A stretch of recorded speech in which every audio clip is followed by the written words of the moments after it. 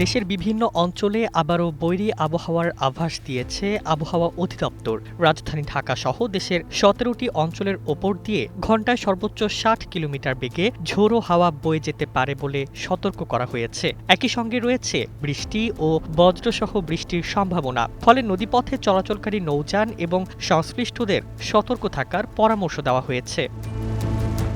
রবিবার ৭ জুন দেশের অভ্যন্তরীণ নদীবন্দরগুলোর জন্য প্রকাশিত বিশেষ আবহাওয়া বার্তায় জানানো হয়, দুপুর ১টা পর্যন্ত রাজশাহী, পাবনা, বগুড়া, ঢাকা, টাঙ্গাইল, ময়মনসিংহ, ফরিদপুর, যশোর, কুষ্টিয়া, খুলনা, বরিশাল, পটুয়াখালী, কুমিল্লা, নোয়াখালী, চট্টগ্রাম, কক্সবাজার এবং সিলেট অঞ্চলের ওপর দিয়ে অস্থায়ীভাবে দমকা বা ঝোড়ো হাওয়া বয়ে যেতে পারে।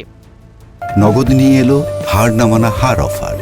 সর্বনিম্ন ১০,০০০ টাকা রেমিটেন্স নগদে পাঠালে থাকছে স্বর্ণের হার জেতার সুযোগ।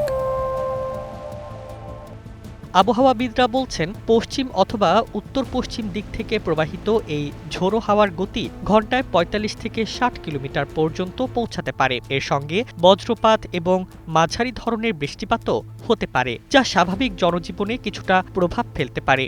বিশেষ করে নদীবন্দর, মাছ ধরার নৌকা, ট্রলার এবং ছোট নৌযানগুলোকে বাড়তি সতর্কতা অবলম্বনের নির্দেশনা দেওয়া হয়েছে। আবহাওয়া অধিদপ্তর সংশ্লিষ্ট এলাকার নদীবন্দরগুলোকে ১ নম্বর সতর্ক সংকেত প্রদর্শনের পরামর্শ দিয়েছে।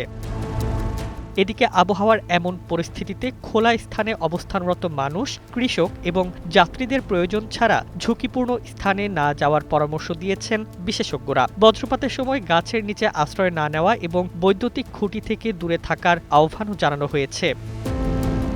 বর্ষা মৌসুমের শুরুতেই দেশের বিভিন্ন অঞ্চলে দমকা হাওয়া ও বজ্র বৃষ্টির প্রবণতা বাড়ছে। আবহাওয়াবিদদের মতে আগামী কয়েকদিনও দেশের বিভিন্ন এলাকায় এমন বিক্ষিপ্ত ঝড় বৃষ্টির পরিস্থিতি অব্যাহত থাকতে পারে। ফলে আবহাওয়ার সর্বশেষ সতর্কবার্তার দিকে নজর রাখার পরামর্শ দেওয়া হয়েছে।